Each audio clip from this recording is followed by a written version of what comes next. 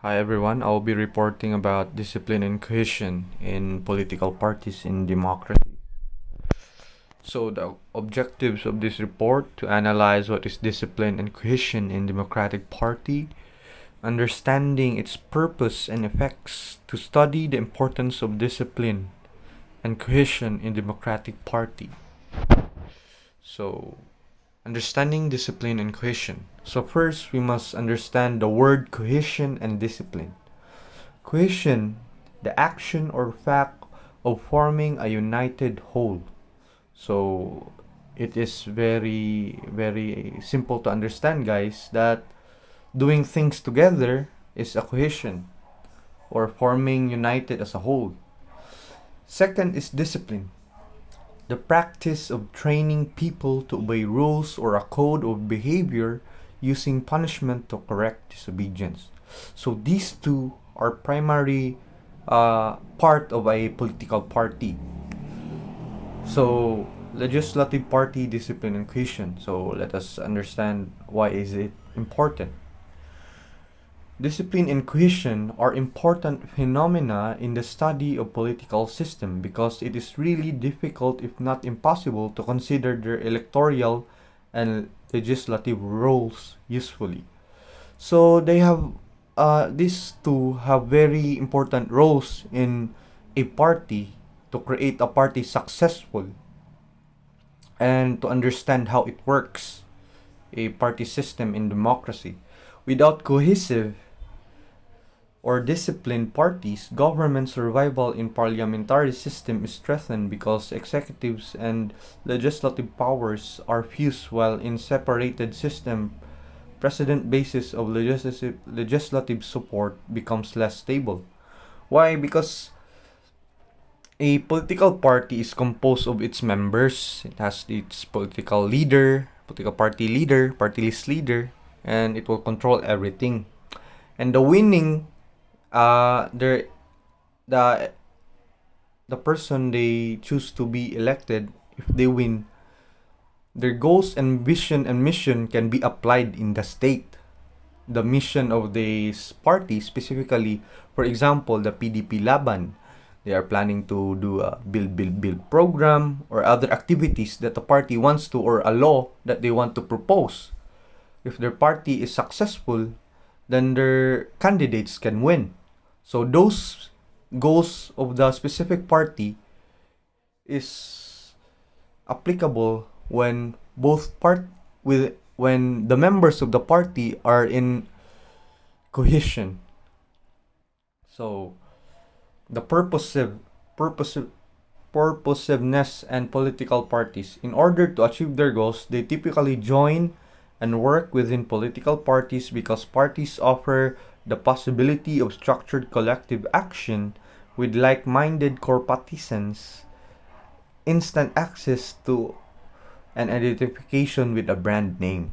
So, ngano musulod sila sa isa ka party, ang isa ka candidate? Why kung mag-solo na lang siya?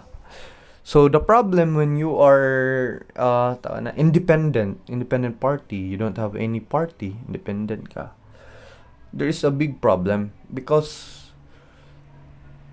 from the word brand name. So example, si Duterte ni dagan siya og iya independent.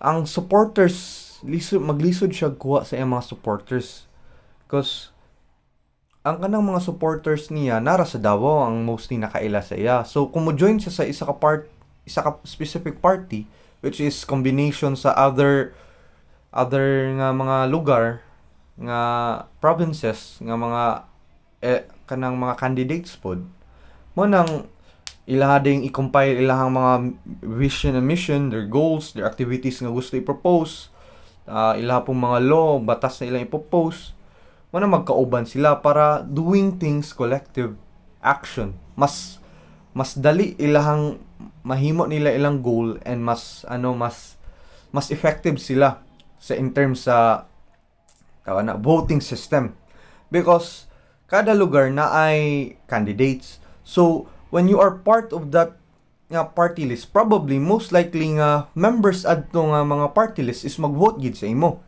di ba? So naay chance nga mas mo daw ka winning chance when you're in a party. And nana kay brand name identification. Uy, nana siya sa PDP laban. Nana siya sa daghan kay type na kwan sa yellow ribbon sa mga tawag na yellow ribbon. I mean sa daang matuwid nga kwan nga party la Pinoy. So second, legislators may agree with one another ipso facto from the fact because of shared preference or because they are persuaded or coerced into agreement with one another. They are empirically indistinguishable insofar as we observe legislators voting together to some degree or another. A legislative party may appear disciplined in the sense that it is cohesive even though little no coercion. So once mo appeal ka sa party, it means same mong mga goals, ideas sa uban candidates nga gusto ninyo i-propose in the future, di ba? That's why nagka-link ka mo kay pareha mo ideas, pareha mo kuan. So naturally, mas kung namo sa isa ka party, same inyong goals, mas paspas mo cooperate mo, well discipline mo. The point is the discipline is how you vote, what you do during election, your campaign management, mo na ilang ginabuhat. So let's compare ang Britain na party system ug sa United States. So sa Britain, major parties routinely instruct its members of the parliament how to vote. So iyang mga members ila kuan employee nila nga ingani mo ni inyong i-vote ha kani na sila specific nga kinsa ilang i-vote unsa nga type ilang i-vote. While in the United States demonstrated remarkably little cohesion. What do you mean by that? Pasabot dili sila cooperative. Wala sila di sila collective magkuan, especially voting. Later on ato na i-discuss. Then second, sa Britain, non-compliance risks a range of punishment from expulsion to ostracism. So, what do you mean by ostracism? Tanggalon ka sa party. So, kung may balaan nga na yung mga law nga ikuan sa ila, propose, then wala ka ni vote adto, then motong isa sa goals sa inyong party, then therefore, nagkuan man ka, belong ka sa party, then wala ka ni kuan sa goal nila. So, ila ka i-eliminate. While in the US, the party itself cannot be held for any policies passed or not passed in the Congress. So why? Because ang party system sa United States is quite hard manggod kay federalism sila. So pasabot each state lahi ilang mga candidates and ilahang meeting ana dili usually pareha gajud ka collective sa Britain nga permi sila mag meeting like isa ra ilang goal, isa ilang mission. Sa federalism is like lahi ang mission sa isa ka state, like lahi ang although same mo party pero lahi mo goal nga ginabuhat, lahi inyong vision and mission because each state has different rules and kuan nila policies. So mo na problem sa isa ka federal state sa party system. Elected sa Britain naman, elected party members act together on major policy issues. Dini tabo. When we say Britain, isa ra gid na, di ba? When we say US, daghan gyud na state, pila na sila, about 13 states. I forgot. Sorry guys, I forgot the states. Pero daghan kay na sila nga state and each state has different policies. One problem nila, so like lahi sila goal. Unlike sa Britain na ilang all members has the same goal cause walay lahi policies na ilang gina-follow. It may be, sa uban state sa US magod na uban states pa nila nga example lang nga LGBT community. Kana sila na uban state sa US nga wala gi-allow ang same-sex marriage. So it's a problem if nag-advocate na sila nga party ana niya ang katupang uban dili sila ga-advocate ana kay wala man na sila ha, di ba? So, inana ka problematic ang party system kung naka sa US. So, dili gid sila collective, di ba? So, by state sila nga, as a collective sila, ang party as a state, but not as a whole party gid sa isa ka nation. Fourth, leaders can count on support of all their members over 95%. So, that is why, ingon ako, nga as a whole man sila, same na sila country, so probably ang party nila, I don't know why 95%, maybe lahi nga mga members nga pasaway. So probably maglahi gid sila. So malid to siya sa ilahang punishment from expulsion to ostracism. Sa United States, President does not have enough patronage to hand out in order to discipline its members. Maning isa ka problem nila. Kung mo lagi to, federal state sila, klase ilang mga policies. So kung ikaw ang party leader nila, ikaw ang party president, lisod kaayo mag-enforce ka ani nila nga kuan na inyong propose ng activity, then that today sila dili na allow, contradicting ba by states. So probably by state na lang nila ikuan ilang rules and ilang goals. So comparison, party switching. Dito sa party switching. Ano mag-party switching man sa states? Why? It is important to note that many party switches are to parties within the same ideological family or major coalition groups. Credibility with the voters because they are elected essentially as party representatives rather than because of their individual qualities. So, kanina mong nahitabo ang party switching is when later on, same sila go, then elected sila, then naglahi na pod ilahang mga goals ba, lahi na pod ilang gusto buhaton, then not related sa ilang current party, so pwede sila mag-change sa lain party. So, by the way guys, pwede ka maglahi balin-balin party. Same sa Philippines. Muna isa ka problem diri sa atong country kay instead makabaluta sa purpose, goal and nga party, ato ang na-focus is kanang tao, kinsa na nga person ang gadala sa party, di ba? Instead, kinsay gidala sa party, di ba? Nga dapat kinsa man ang garan ana nga party karon be ana dili kay kinsa may nagdala ana ay kinsa may running nila elected ana nga president nila para kuan isa problem kay isa po dire credibility with the voters na party nga mostly corrupt sila, nag-corrupt dagan issues.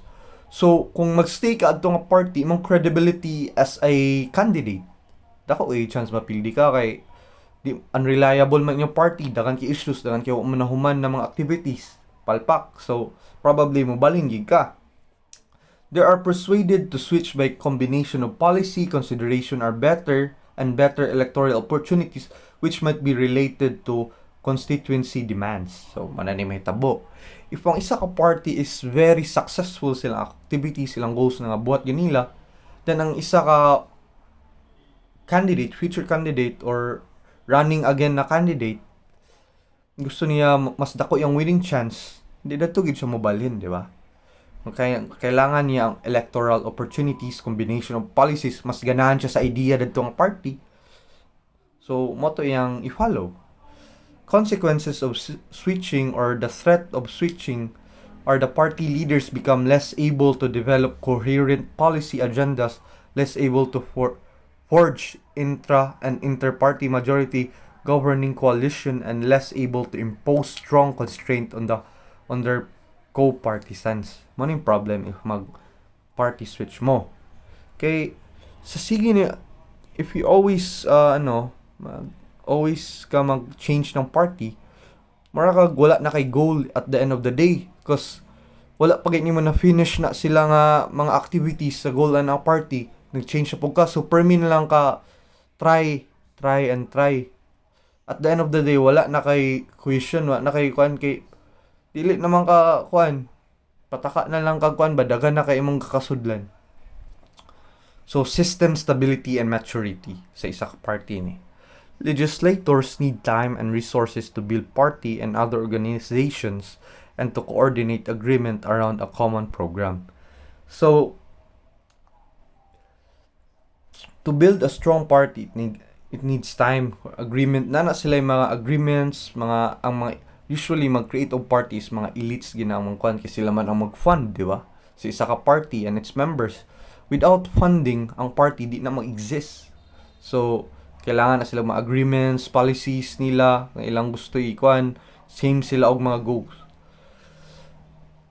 The maturity and stability of a democratic regime would affect the level of party cohesion and party fluidity because the content of party reputation would be more uncertain and contestable in the earlier years, yet subsequently in the in part because of the previous system legacies. So, ang credibility sa isa ka party is mag-base yung kadugayon. Kaya the more mas dugay inyong party, mas daghan mo na establish na, daghan mo na human activities, mas daghan inyohang, mas furnish pa inyong goals, yung policies nga gusto i-saka sa Congress. So, probably, mas kuan gid inyohang credibility as a party, mas strong mo, inyong reputation ninyo, ma-build ninyo ba? Because reputation don't build sa isa ra ka year. It takes years para mahimo mong credible nga party. In post-communist Russia, there was no pre-existing organized opposition movement or party system. As a consequence, even after the emergence of democratic process in Russia, basic institutional arrangement remained unsettled. Muning nahitabo. Since nag-shift na ang Russia to democratic process, at the end of the day, wala may ni kontra sa ilahang communist nga party list. So at the end of the day, controlled gyapon ang iyang Russia, silbi indoctrined gid sila sa communism. Although they are running the state democratically. Pero ang application sa ilaha gyud in reality is still communism. The system lang sa economics, agricultural, but the rights is quite difficult to understand in Russia. Given the rights of the people, lisod kaya na sila sabton. Are political parties in decline in democracies? So according to Robert Michels, that a political party can never retain the program and constituency for which it was originally founded. So, maning tabo karon. Ang party, ilang vision mission mo na, ilang goals from they are founded. But later on, ga-change na sila, ga-adjust na sila. Elastic na ang isa ka party, elastic na sila. From the word elastic, they can change whatever form they want. Because the reason is, ang time and ang people and types of voting sa campaign, ga-change na sila ang activities. And mga culture is quite confusing pare sa una. Filipino pa ta, mga ancient no, not ancient, like atong elders sa una gid na time way back in the 80s, it's quite different karon, di ba? So kailangan sila mag-change yapon at the same time. Dili na gid sila mao sa ilang goals, kay na-focus na sila sa electoral votes nila, wala na nila na-focus ilang mga activities, ilang mga programs nga gusto baton. In 1950s, political parties entered an era of decline. So why? Because sila nag-focus na sila sa ang mga political parties at that time is wala na sila naka-focus, ang people nag-change pod ilang perception sa party. Wala na sila nag-focus kung unsa ang party, nag-focus na sila kinsa ang person within the party. Unsa yung popularity, yahang resume that he can offer to the state. Manang nahitabo dira. Wala na sila nagkuan sa unsa iyang party, unsa siya under at that time in the US. So, what is party decline? Refers to the phenomenon in which political parties in general are less determinative of the attitudes and behavior of political actors on both mass and elite levels, highly regarded and less likely to inspire electoral act than they once were. So, different na ilang mga kwan. So, literally, there's politics within parties too. So, pwede sila ma-both out sa mga big businessmen. So, mag-change ilang kwan. Because political parties, again, need funding. So, kailangan silang money. So, to run the party. To still, to hold on. Para mag-hold on pang mga members, kailangan niya silang funding, financially.